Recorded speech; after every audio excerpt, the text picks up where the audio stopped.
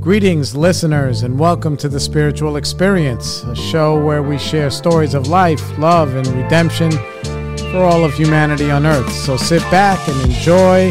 Try to identify with the speakers and not compare. Don't forget to subscribe on all podcast platforms. I'm your host, Jay Lewis, and here we go.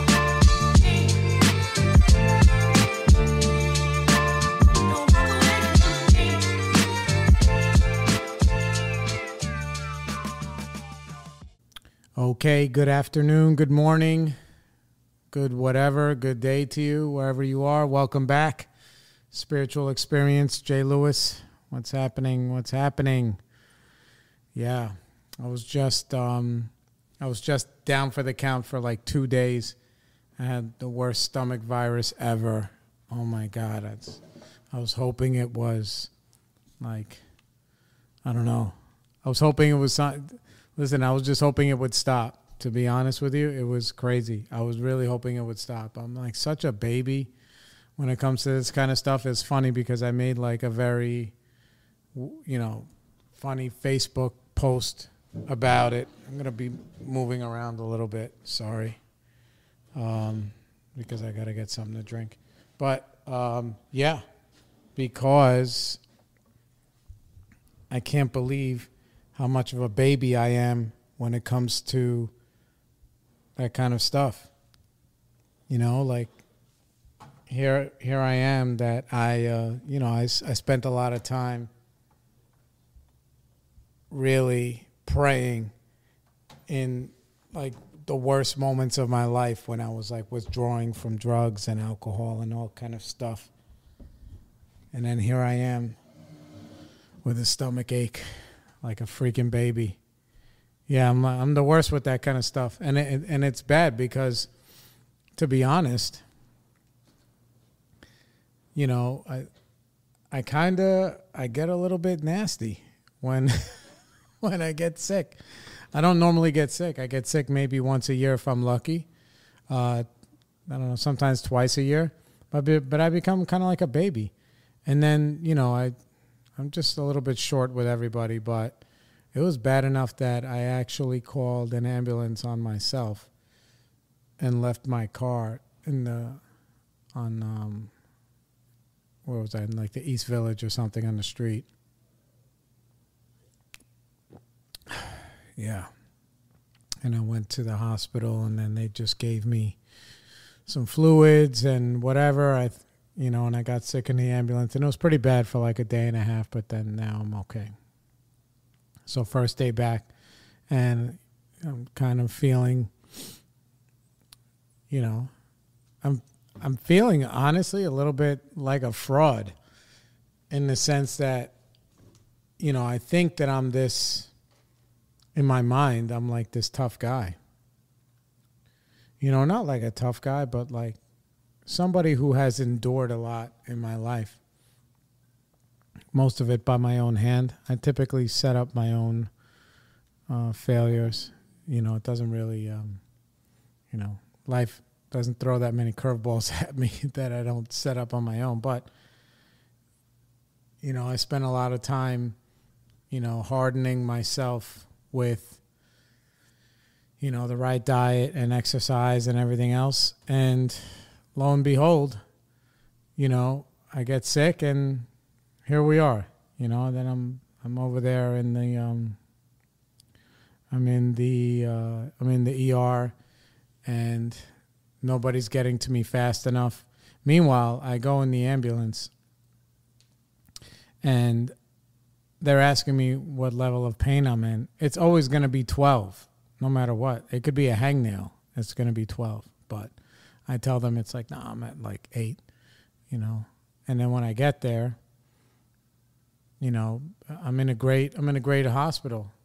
Lenox Hill, I think was the name. It was on like 7th Avenue in Manhattan.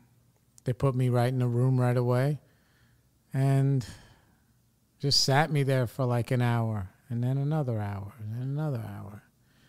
And then my girl shows up, which is nice, and she's amazing.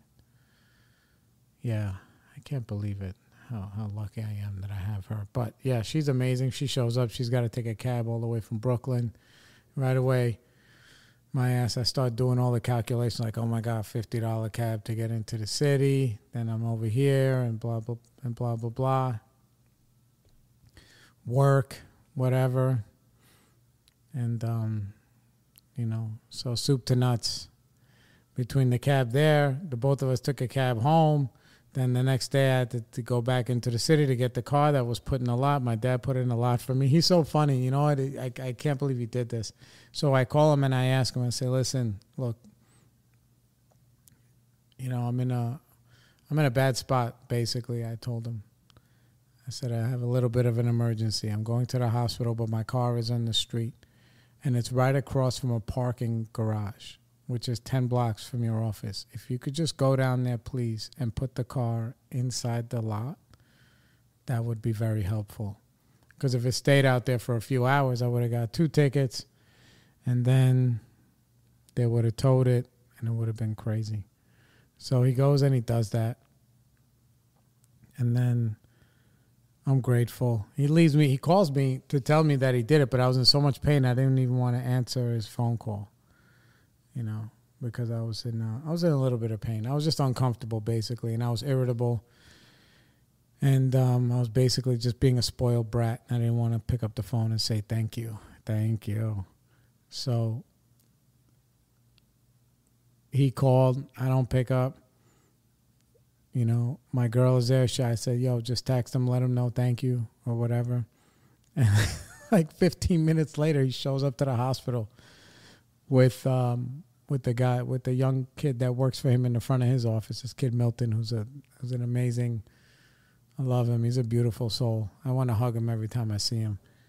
I don't know how he puts up with him in these ways. So my dad shows up and he comes into the ER, into my little room, and he don't want to wear the mask, obviously. So he doesn't have his mask. I was like, and the PA is there, the nurses are there. I'm like, bro, just put the mask on. He's like, oh yeah. So he puts it on. Tells me that the car is okay. Tells me that they wouldn't let him pay for it at the lot. And then I say, okay, no problem. I got the receipt, because now they text you a receipt when you go into these parking garages. And then he looks at me and says, are you okay? Everything's okay? I said, yeah, look, I'm in the right place. These people are going to take care of me. My girl is there, obviously. Well, she can't... there's only one person in at a time. So she had to leave so he could come in. And he's standing around. And he's like, are you okay? Do you need, do you want me to do the copay? And I looked at him. I was like, no, I think I'm okay. I don't even understand what that means. Does he want me to do the copay? That's funny. I was like, I don't know. I have insurance. They're going to send me a bill and that's going to be it. And that was nice. And they sent me a text today, because then they took blood work. They did all this other stuff. And there was this young nurse, this guy that was in there. He was jacked up in shape. He looked like he was a runner or something. And, they check all my vitals, and my vitals are always really good. I think I spoke about this on a previous episode because, I don't do a lot of running, but I probably run, I don't know, maybe 30 or 40 miles a month if I'm lucky, whatever. But I do a lot on the bike. Oh, yeah, I'm Peloton crazy. Absolutely. Alex Toussaint, all the way, fix your face. So I'm in really good shape as far as that goes. But then they take my blood work and they're like, oh, yeah, the enzymes are okay. Your liver, your kidneys are okay, which is always nice to hear because, I wasn't an intravenous drug user, but I was like a half a bundle a day dope sniffer and anything else I can get my hands on. It was funny. I was laughing about this the other day because I was cleaning I told you my middle child, they're upstate at Job Corps doing their thing. And so I decided like their room looks like a bomb blew off in there. It's like a fucking scene out of, it's like a scene out of Hoarders. It's crazy. It's a young person's room with clothes and shit everywhere and, medications everywhere. It's nuts. It's freaking crazy. Anyway, so I'm like, look, while they're away, I'm going to clean up their room for them. Partly because I can't stand to look at it. Number two, I also know that it plays into their, depression And they live with that stuff more than I can imagine. Or more than, apparently I found out. But, so I start cleaning up their room. And then I find like a little can, I'd say canister or whatever, of Rush. And I was laughing. For those of you who don't know what that is, it used to come in this little bottle, and you would open up the bottle, and then you would sniff the fumes, and you get like a buzz for like 8 seconds. Who knows what it was? Maybe it's airplane glue. Who knows? Shout out to Jeff Ball. He used to have it all the time in his house.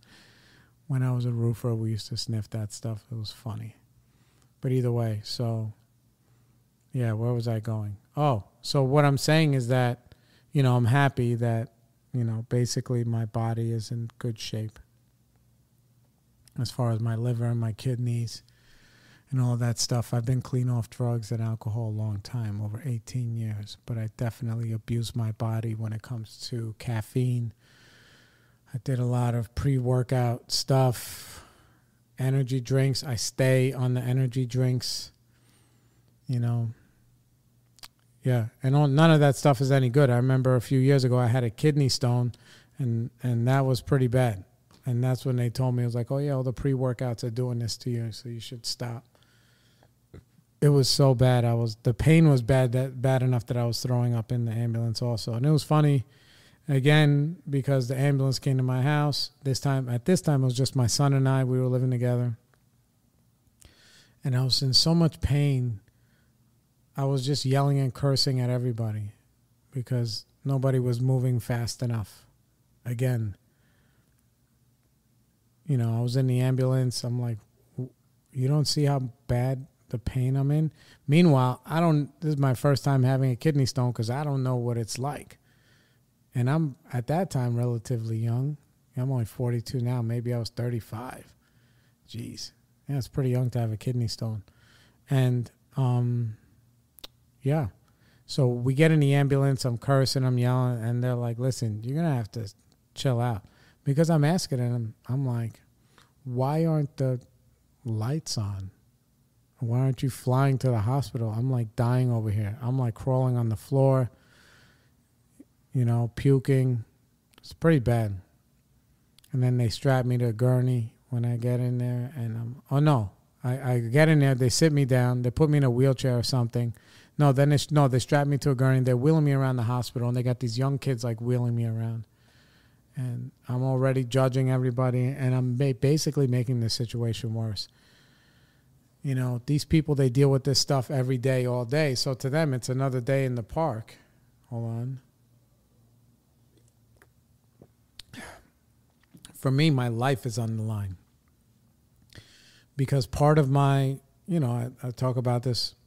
Sometimes I was talking about it even when, I forgot who, maybe it was with my friend Rebecca yesterday, that, as an addict, I want the pain gone right away. It's always unbearable. Always unbearable, no matter what. I don't like to be uncomfortable. I don't even like having too many blankets on me when I sleep. I love my woman, I love my kids, but I can't hug them for more than a few seconds at a time. It's like, skivats. So, on that day, I learned my friggin' lesson, bro, because they had me on the gurney, and one of them was wheeling me through, and I'm in so much pain, and they're like, I believe they're being cavalier, and then they accidentally bumped me into the wall, and then my son freaks out on him, like, I can imagine what it was like for him, because according to him, dude, I'm like Rambo, whatever. I'm whoever that is, I'm that guy. To my son, Meanwhile, I'm just a human being to me, but to him, probably him seeing me in that much pain, and, it wasn't crime related or anything like that. Maybe he was scared. I don't know. It was nice because he loves me. I love that boy. He's the best. Today is he'll be 27 in 2 days. He's everything on earth to me, that kid. Either way. So he starts barking at them like, what the fuck is wrong with you? Are you crazy? How do you bang him into the wall? He's yelling at them. Dude, they call the police on him. They escort him out of the thing. Then they come and they tell me, like, listen, most likely it's a kidney stone. There's nothing we can do. We're going to shoot you up with morphine. I was like, give me a double. Normally, if I'm being like a good AA, NA, whatever, CA affiliate, I tell doctors, listen, I'm in recovery, so I can't handle any of those medications or any of that stuff, but I never do that. I normally just take the free laps, which is what we call it. So they shot me up with morphine, and I was like, And then I just sat in a wheelchair, and I drooled on myself, and they left me alone in a room. That's how disruptive I was. I remember one nurse coming to me and saying to me, listen, you cannot be yelling and cursing in here. We'll discharge you, and we won't help you. I was like, oh, my God, please, no. So I learned that lesson, and that's why I didn't I behaved yesterday. And then, lo and behold, they tell me that my kidney stone at that time was so small that I would probably just pee it out and I wouldn't even feel it. And that was the truth. I guess it left my body with the Lord whenever day that was. And I didn't feel it. Some people like, oh, you hear bing, like in the toilet. I didn't hear any of that stuff. But that's how bad I am with the pain. And I think it's all like a mental thing,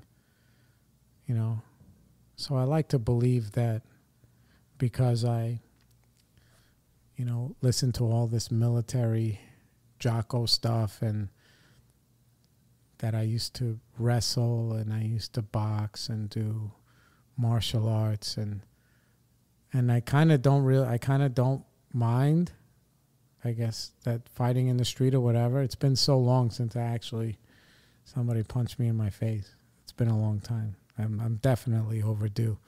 But I think I'm this one way, and then I'm just like, dude, I find out when the shit hits the fan, I am not that guy.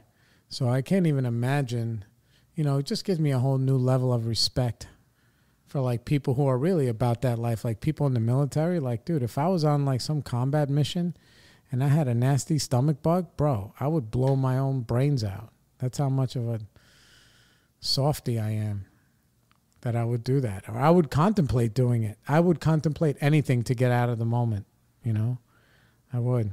So either way, all that's over.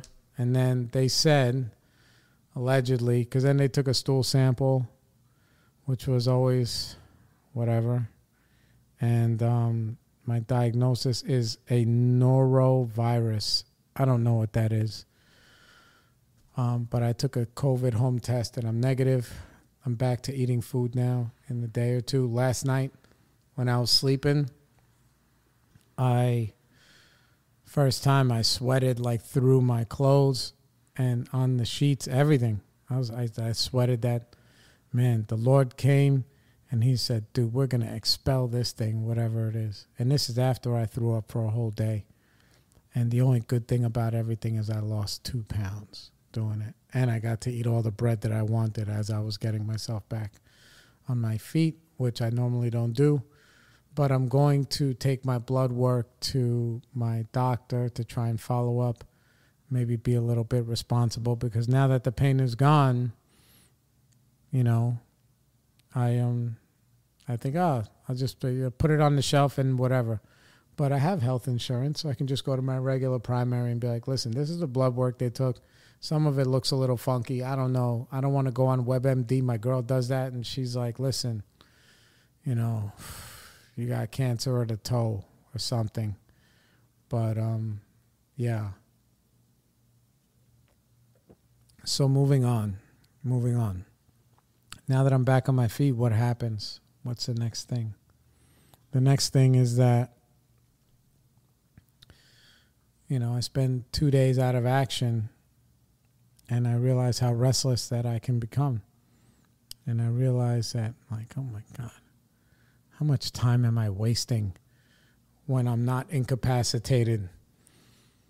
And then that starts playing on me, and I start saying, well, I got to be doing this. I got to not complain. I just got to get to it. I got to get off my ass and get to it. So I'm making some moves with work, with my show.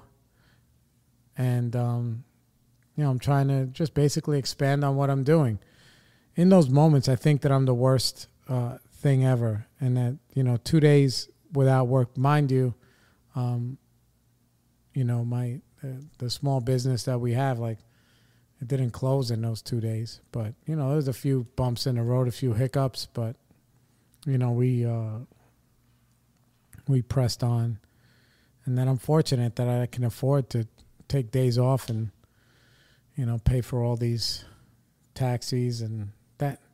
Dude, me leaving my car in the lot overnight was $139. I was like, fuck. I was like, that's a lot of bread, just to leave the car. In one night. It was just from, literally like 24 hours. It was $139. I guess the clock, they probably charged me for 2 days. So mad. But there's nothing I can do. I just got to, spend the bread, bite the bullet, and keep it going. So I'm feeling pretty good now. I have a couple of things I got to do before the end of the week. I have a meeting I have to chair today that I'm very excited about. I will kind of want to switch my days. I do 1 day a week. It's a step meeting. We go and we read the book. The last time I went there, nobody showed up, which is kind of whack, but whatever. So I have that going on, and I'm just honestly trying to stay positive. Trying to stay positive. I haven't listened to much of the news lately because that stuff has really just been super depressing. The only thing I'm a little bit paying attention to is somebody who was a Crystal and Sagar. Is that their name? Is that his name, Sagar? I listened to their show, Breaking Points, because it's one of the only non-biased news shows ever. And all they do is talk about how bad, the government is taking advantage of you. It's basically what their whole show is about. And none of them are our friends. And all of that is true. All of that is true. And, they were talking about, how the stock market's been doing okay since Biden got into office. I said, are you fucking kidding me, bro? I'm down like 25% in the last like 2 or 3 months. The market has been crashing. Hopefully it'll turn around by the end of the year. It's a good time to be buying. We're buying anything that we can, really, at the moment. Any spare bread that we have or that we create to invest in the market long term, buy index funds, have some crypto stuff. I invested a little bit in those pharmaceuticals, Pfizer, Moderna, because I know they're going to be raping everybody for those billions from these freaking vaccines. I still haven't taken my booster. I'm not going to take it. That's the hill that I'm dying on. I ain't going to take the booster. I'm good. I'm good on all of that. But what they're talking about also was like the student loan forgiveness, and I think I have like $20,000 left on my son's student loan. And I pay. I'm his dad. I pay. That's my job, It's kind of the way that I looked at it. And I'm proud of him. He didn't even finish school. And that's, I wish he would. Hopefully he will one of these days. But, he kind of finds his way. And as he was winning, there was no way for me to rain on his parade. And he was winning. And I thought, you have these kids, if you have any. Kids are really just what you believe to be moldable expectations. That's all that they are. You know, you're just like, hey, he's going to listen to this music. He's going to do this and he's going to do that. And my son did all of that stuff. Let me tell you, I promise you right now, if you ran into my son and you asked him to recite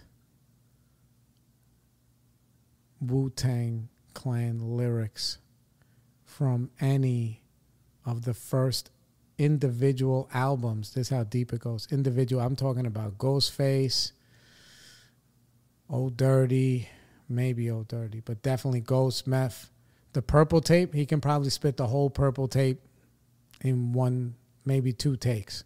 So he can do that, but he also, you know, he loves Red Hot Chili Peppers. That's our favorite. That's my favorite band of all time. I don't care about all you people who say Led Zeppelin or Metallica or any of this other whack shit. I mean, that stuff is good too, but there is nothing better than, you know, the Chili Peppers will turn your day around any time of the day. If you're feeling bad, take my advice. I promise it will change your life.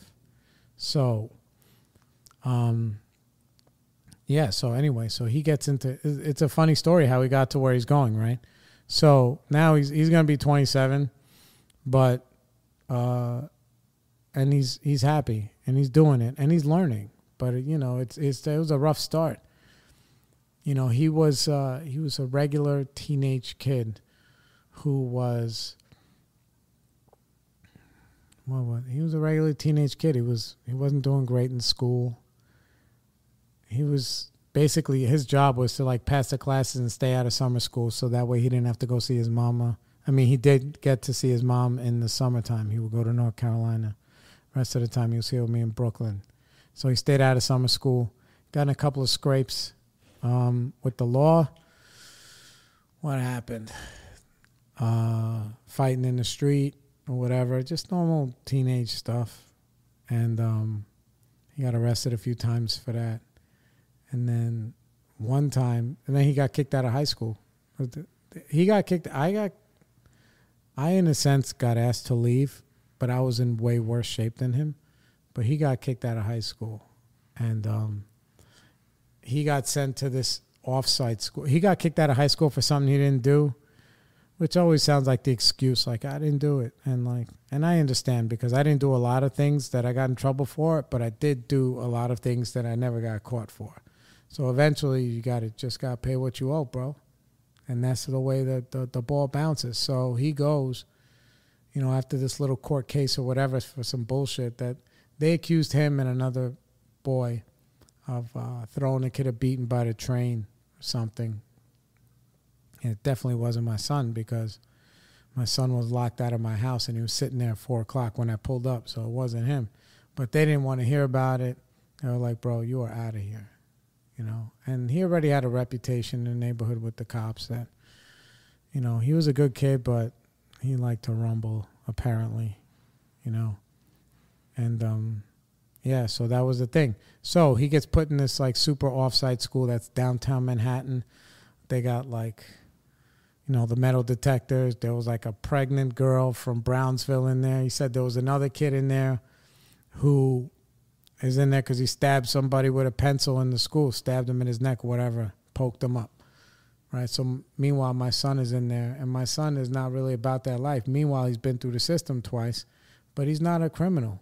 You know, he's not a punk, which is what I admire about him. My son is everything I wish I could be. You know, he has it. He just has it. He's a stand-up kid. He doesn't lie because he doesn't like to lie. It's so wild.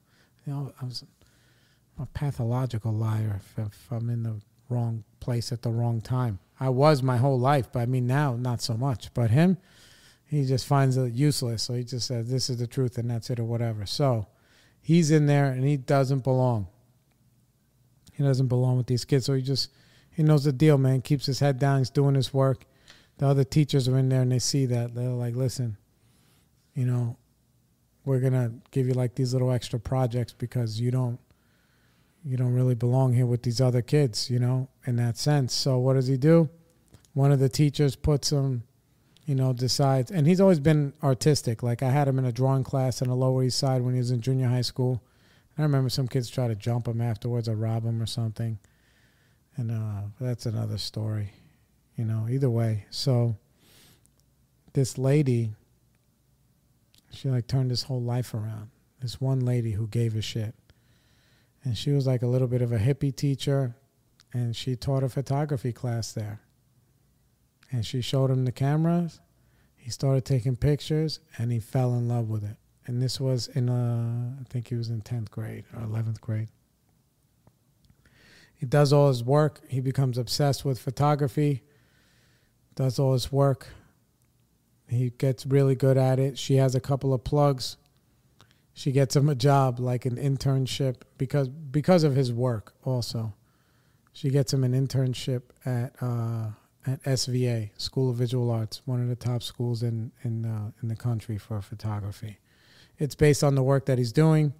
Me, I'm over here buying cameras the best I can, the lenses, whatever. He's putting in all the work, all of that stuff. So he does that. And he starts winning these like little awards, and these galleries, they start showing his work, right? Whatever. And he's on his way. So he's doing that. And by the time he finishes, and when he starts at SVA, like they don't want to pay him any mind. When he's like the little flunky, they have him like sweeping floors or working in some department where they rent out equipment or whatever, just to see if he's hungry. And then once he shows that he's hungry, so he does it. The boy does it, and he put the work in, man. He became obsessed with photography. And by the time he finished high school, he was on his way. I mean, I knew that he was going to go somewhere or whatever he was going to do. I knew he was going to do that, and he did it. And, he ended up getting accepted into SVA, which, again, he still had to go through everything. He had been there for a while, so he knew a lot of the faculty, but he earned it. He earned it. So, and we didn't have money. That school's like $50,000 a year, I remember. So, first year we got half like financial aid, and I paid the other half, $25,000 out of pocket. And that's just when I was kind of getting on my feet a little bit. And but he was a hustler, and that's the thing. Maybe he got that a little bit from me. I don't know. I kind of like to take a little bit of credit, but not so much. So he had free access to all of the studios and all the equipment, and he just went bananas, just booking studio time and photo shoots for like $100 for like nothing, $75, $100, free, doing everything, right? Hustling up his bread. He was doing great, and he was just like hustling and working hard and showing his work, and he was getting frustrated. There were a lot of kids that went to that school that didn't, they weren't that hungry. A lot of them come from wealthy families all over the world, like people from like Spain and London and whatever. And they would send their kids there, put them in apartments in the village, so that way they can, they can have their time. And yeah, and he was one of the only ones taking a train back and forth from Brooklyn to go to that school, man. He was out of the house like 18 hours a day, barely sleeping. He was busting his ass. And he was getting really good stuff and like making really good connects. He told me this story, so this is like secondhand, where he was in like the lobby or something, and he was, I don't know, obsessively on his computer trying to edit photos or something. And then this famous photographer who taught there, this guy Clay, his name's Clay Patrick McBride. I've never met him. If I ever run into the guy, I'll give him a hug from here to the moon. He saw that my son, I don't know whatever he saw, but he saw something. He's like, oh, maybe this kid's different than the rest of these snobs that come here. and he sat down and he got to know my kid.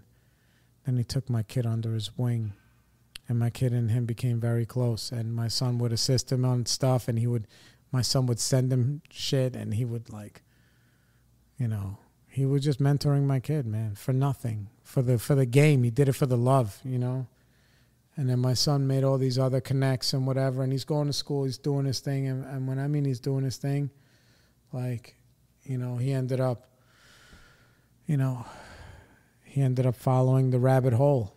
But either way, he left like halfway through because his work got that good and he started getting paid. And then some company, and he got these opportunities, and he didn't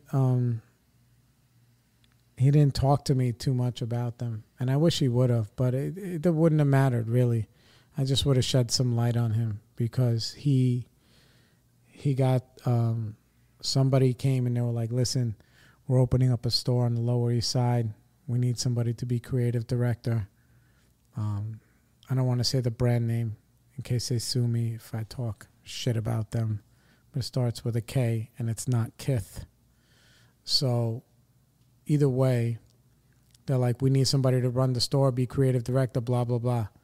So he had that opportunity that came to him, however it came, and then another opportunity, which was an unpaid internship at And he comes and tells me, he's like, I'm leaving school, or he left. I don't even know what he did. He was still living in my house. I barely, we were like two ships in the night. So he's like, yo, listen, I'm going to go be like creative brand director, whatever, for this clothing company. I think they opened a store on Orchard Street.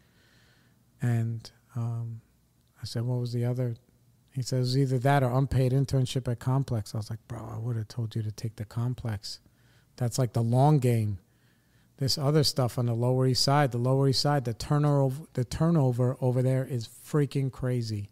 The rents over there are crazy. He knows the deal. I mean, it's the place to be. The Lower East Side before Bushwick, before any of that stuff, It's funny. It's like wherever all the heroin is, that's where everybody want to be at. That's so it's funny. So either way, so he leaves school, and he goes in there. So he's there for a while, maybe like a month, and I'm like, bro, are you in one of these stores that's selling $400 hoodies, like making a joke? He's like, no, man. Nothing in our store is more than $150. I was like, are you kidding me? He's like, no. I said, listen, man, that store's going to be closed in like 2 months, 3 months. He's like, why would you say that? And he was like kind of getting offended a little bit. I'm trying to remember the moment correctly. But I was like, listen, man, because I'm a business person, so I know. And plus, I'm somebody who always cut corners, who always, even though I know I land on my feet, but I always miss the big swings. That's according to me. But I'm trying. Either way. So I'm like, listen, dude. If they're selling $150 T-shirts, they have to sell 1,000 T-shirts just to pay the rent for that store. And if you ain't selling 1,000 T-shirts, what they're doing is they're just going to open that store and they're going to put all their stuff in there, sell all their merch, not pay any rent. They'll pay you, but they're not going to pay any rent, any overhead, because they're just creating brand awareness. And then that store is going to close, and everybody's going to know who this brand is. Then they'll sell the rest of their stuff online where they get bigger margins. And he was like, no way. I said, all right, man, you let me know how that works out. And within another month, all of a sudden the con net is getting cut off and blah, blah, blah. And that happened, and then the store closes. The store closing, he's like a little bit heartbroken. Because then I told him, I said, here's the seed. This is the plug. The plug is that since we know that this is going to happen, the writing is on the wall. What you need to do is you need to make good with the people who are doing the manufacturing, the distribution. You need to befriend all of those people, get them and become part of the circle. That's where this store is going to be nothing for you, except for an opportunity to gain leverage by making relationships with these people. So that was that. Another good thing that came out of that, his store was near the DeRucci store. Shout out DeRucci. Shout out Zoe. They have the best leather bombers on earth. I have one. I bought my lady these biker ones. And we have multiple fox furs. Yes, I wear the fox furs on my leathers. And this kid is the ultimate hustler, Zoe.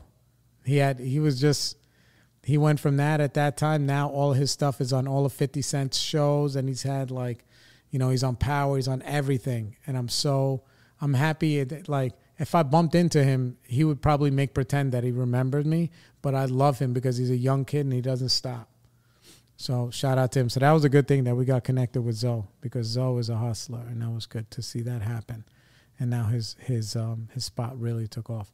So my son went from there to he had a few other jobs, whatever. The whole time he's also working for our business part time.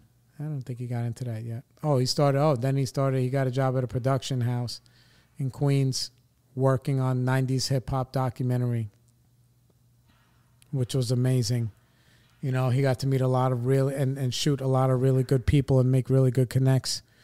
He did a video shoot, Funkmaster Flex, everybody from Smooth B and all these other 90s rappers, all because, he knew how to do the lighting, and he went in there and he was humble. And shout out to Super O, who gave him that opportunity. And, and Clay, who was still kind of around at that time, even though I know they, creative people always butt heads. But my son has a lot of love for Clay and a lot of love for Super O.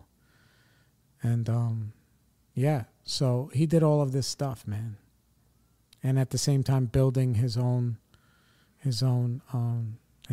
little photography business where he was shooting stuff, and eventually he got, he did a lot of interesting things. He edited and shot a video for, what's that guy's name, man? Anyway, Joel Ortiz, when he had that trio with those three the other two Spanish rappers, the chick who rapped really good, and the other dude, Bodega Bams. I forgot the name of that. They did an album together. I think it's No Panty or something. The song was called Hola. I think that was it. I think it was called Hola. It was amazing. My son was in the credits. It got 1 million views right away on World Star. So that was nice. So he did all of these things, all because he found his passion. He hustled hard. And eventually those lights, they flicker out, in that creative space. So he ended up starting, he loved video games, and he started live streaming. And started getting a following one at a time, and it's funny because the reason why he's such a good photographer and he's such a good human is because he's an introvert.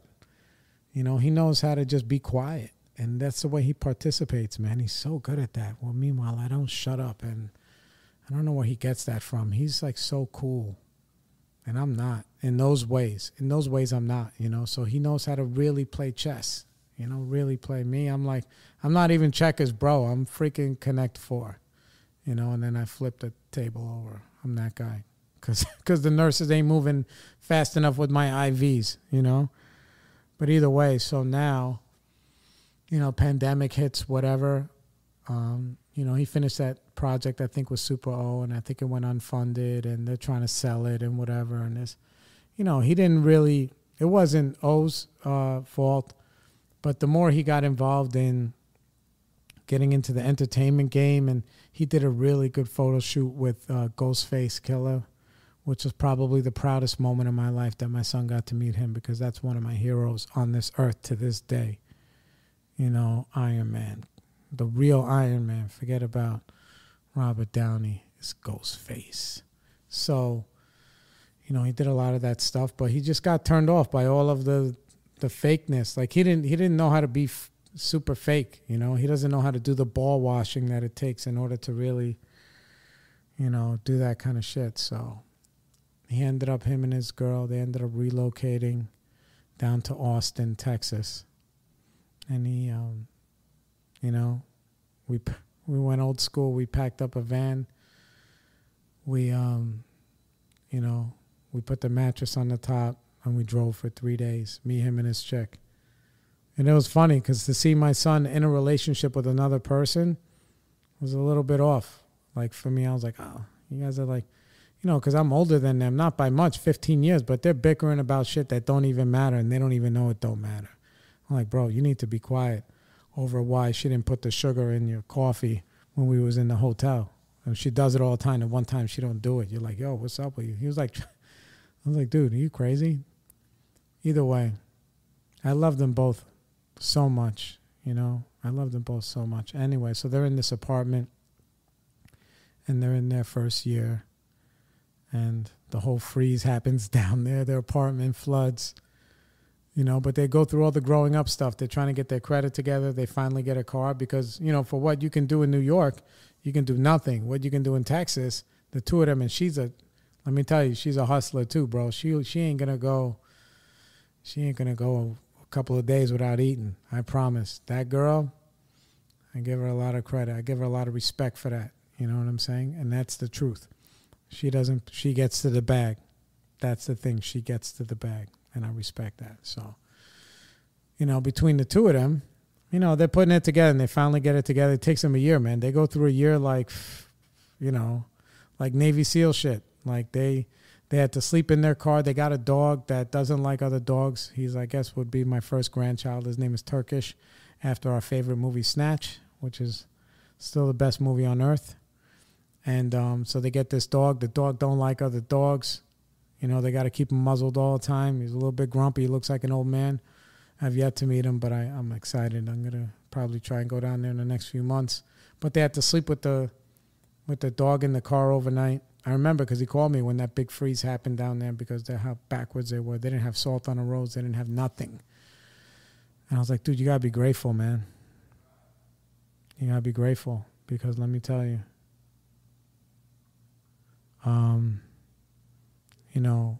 you're in a position where you're in a freeze. Not everybody has a car. You have a car. You have a full tank of gas. You can stay warm. You have blankets. You have all this stuff. I know you're not sleeping in your apartment. You have a dad that can push a button and then it gets money gets shot over to you. So you're going to be okay. It's going to be tough, but you're going to be okay. There's nothing I could do to help him. So there was that, and then, so they got through that. And it was crazy. And they got through it. They both switched jobs a bunch of times. He was managing some sneaker stores because he's good about that kind of stuff. She went from job to job trying to be happy. She's such a happy person, in those ways. And she's so free. She's like, she's kind of like a little like a butterfly, man. That she'll just go from flower to flower, whatever. She's like, dude, these people here are negative. I'm out. I'll get another gig. Don't worry. And she does. And she makes it happen. She don't let nobody steal her sunshine, And I know it must have been tough on the two of them. First year living together, you got all this stuff going on. It's like you think you're in love, but then you got to earn it. Then you got to earn it. So there's that. And then what happens? After a year, what happens? It all just starts falling together. He gets a seasonal job, or what I perceive to be like a seasonal job at Apple. And they're like, yeah, we'll need you for this amount of time. And at the same time, while he was working the other jobs, he was just killing himself, trying to build up his streaming stuff. And it wasn't, it was going up, it was going down. He was making a little bit of money, and we were helping him out any way that we could if he needed it, But I'm pretty strict about that kind of stuff. Like, I want them to feel pain a little bit so that way they, they change how they move. So there's that. And hold on. I have to send this text because this is actually, I'm being very rude right now. Somebody was texting me something very stupid. I'll probably edit that out. Let's see. I'll take a picture. 49. Boom. Okay. Yeah, so there was that. There was that. Like they were struggling.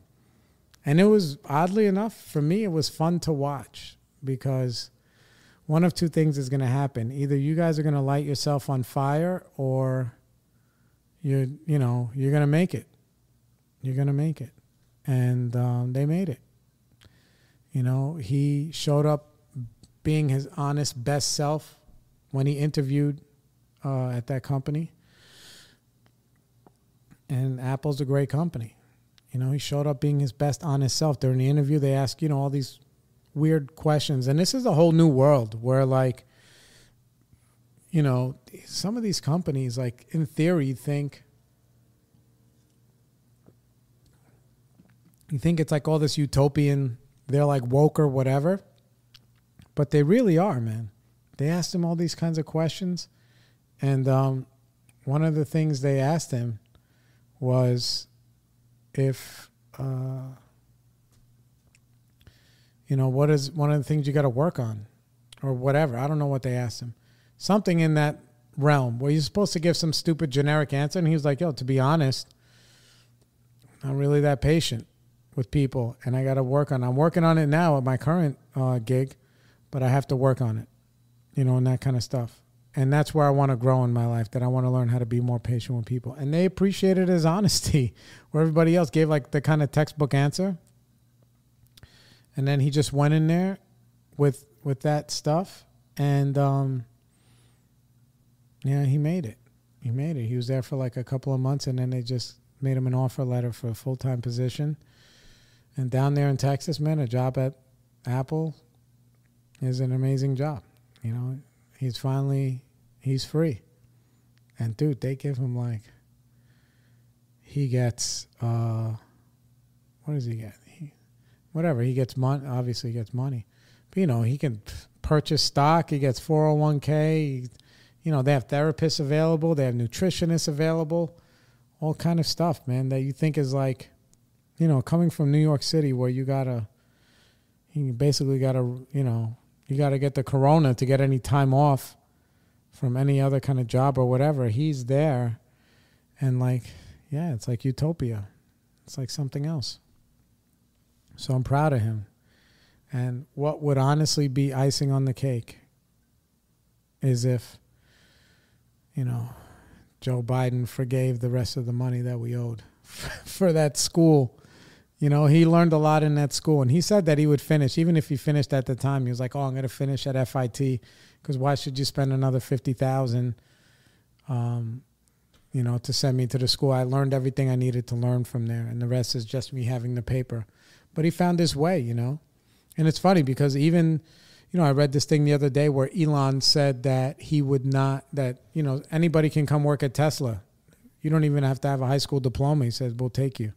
It doesn't mean you got to be a bum, or some of my friends that just came out of prison that are hitting me up like, hey, can you cash at me $40? But I don't know.